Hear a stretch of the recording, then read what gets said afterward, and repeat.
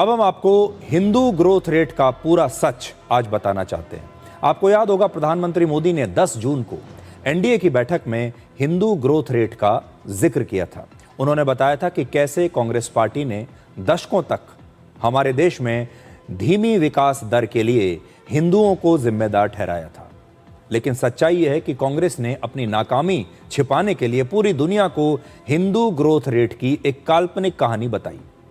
आप भारत के आर्थिक इतिहास के इस विश्लेषण को आज ध्यान से देखिए। आप में से बहुत सारे लोगों को ये समझ में शायद नहीं आया होगा, लेकिन प्रधानमंत्री मोदी ने अपने उस भाषण में एक बहुत महत्वपूर्ण मुद्दे को उठाया है जो आज आपको ठीक से समझना चाहिए, क्योंकि इस विश्लेषण से आज आप समझ पाएंगे कि भारत के विकसित राष्ट्र न बनने के लिए कौन जिम्मेदार है।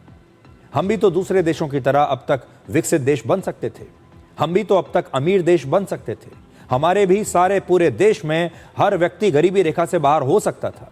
लेकिन क्यों नहीं हुआ, कभी आपने सोचा है? तो आज मैं आपको उसका जवाब देता हूं कि इसके लिए कौन जिम्मेदार है। वर्ष 1700 में दुनिया की जीडीपी में भारत की हिस्सेदारी 24.4% थी। यह याद रख लीजिए, 24.4%। यानी दुनिया की हर 4 रुपए की कमाई में लगभग 1 रुपया भारत से आता था, भारत की अर्थव्यवस्था से आता था। 24%, 24.5% हमारा शेयर था दुनिया की जीडीपी में। लेकिन अंग्रेजों के शासन में धीमी आर्थिक वृद्धि के कारण आजादी का समय आते आते वर्ष 1947 में दुनिया की अर्थव्यवस्था में भारत की हिस्सेदारी घटकर सिर्फ 4.2% रह गई। तो सोचिए, कहां 24.5% हिस्सेदारी हमारी थी दुनिया के अर्थव्यवस्था में, और कहां 1947 में घटकर रह गई 4.2%। आंकड़े बताते हैं कि वर्ष 1850 से 1947 के बीच भारत की औसत जीडीपी विकास दर सिर्फ 0.55% थी।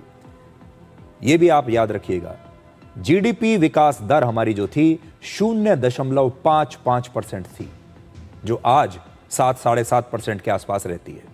इस दौरान अमेरिका, यूरोप और जापान में औद्योगिक क्रांति हुई और इन देशों में जीडीपी विकास दर बहुत ज्यादा उस समय था।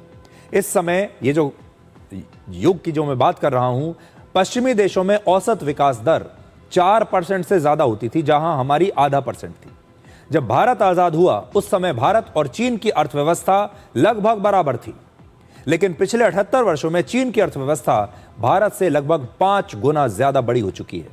वर्ष 1950 में भारत की अर्थव्यवस्था 21 लाख करोड़ रुपए की थी और चीन की अर्थव्यवस्था 23 लाख करोड़ रुपए की थी, यानी लगभग दोनों की बराबर थी 1950 में। वर्ष 2000 आते आते भारत की अर्थव्यवस्था बढ़कर हुई लगभग 211 लाख करोड़ रुपए, जबकि चीन की अर्थव्यवस्था पहुंच गई 394 लाख करोड़ रुपए पर।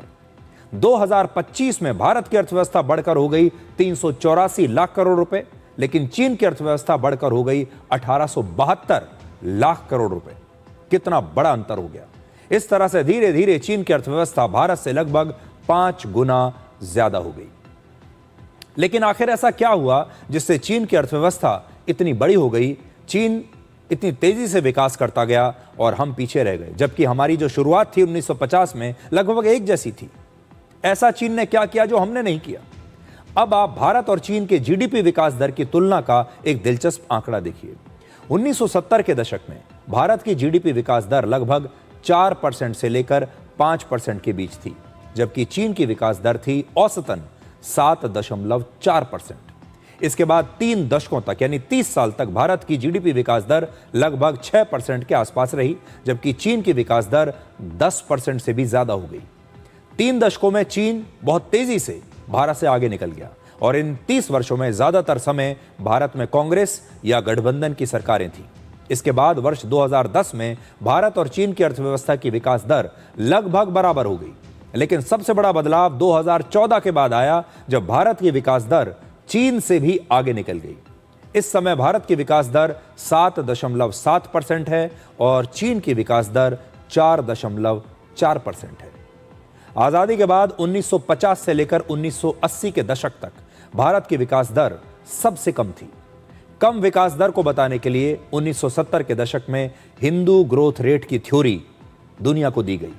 हिंदू ग्रोथ रेट के जरिए यह बताने की कोशिश की गई कि हिंदू धर्म को मानने वाले लोग भाग्य, कर्म और संतोष जैसे विचारों को मानते हैं। वो कम में भी संतोष कर लेते हैं, वो अपने भाग्य के सहारे बैठे रहते हैं, इसलिए वो धीमी विकास दर से भी खुश हैं क्योंकि उन्हें आगे बढ़ने की इच्छा ही नहीं है।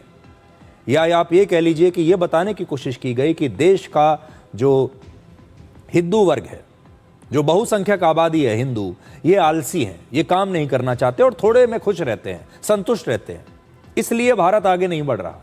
जबकि सच ये है कि इस धीमी विकास दर के लिए उस समय के हिंदू नहीं बल्कि उस समय की सरकारें, उनकी नीतियां और उनकी सोच जिम्मेदार थी।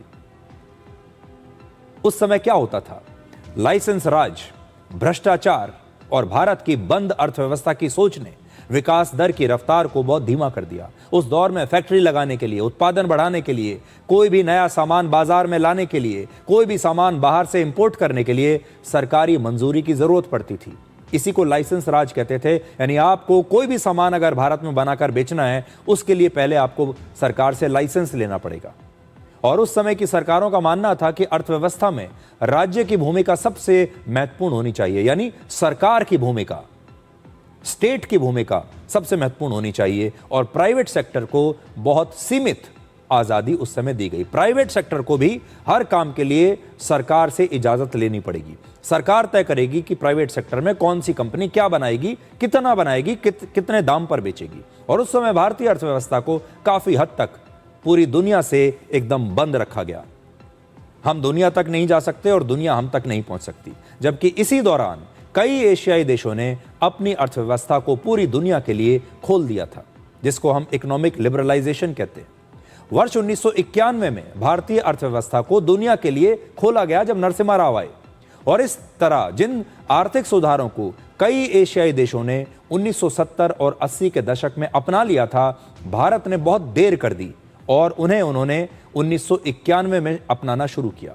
इस तरह सोने की चिड़िया कहलाने वाले देश भारत के धीमे विकास के लिए सबसे पहले तो अंग्रेज जिम्मेदार थे और उसके बाद अंग्रेजों के बाद जो सरकार आई वो थी कांग्रेस की सरकार, वो इसके लिए जिम्मेदार है। और नाम दे दिया गया हिंदू ग्रोथ रेट का कि हिंदू काम नहीं करना चाहते, हिंदू बहुत ही संतुष्ट कौम है और हिंदुओं की वजह से, क्योंकि हमारे देश में बहुसंख्यक आबादी हिंदुओं की है, इसलिए भारत आगे नहीं बढ़ पा रहा। तो ये है हिंदू ग्रोथ रेट की थ्योरी। आप में से बहुत सारे लोग जो उस पीढ़ी के होंगे जिन्हें 1970, 1980 और 90 का ज़माना याद होगा, वो आज इस कहानी को बहुत अच्छी तरह से समझ भी पाएंगे और आज उन्हें अपने पुराने दिन याद आ गए होंगे।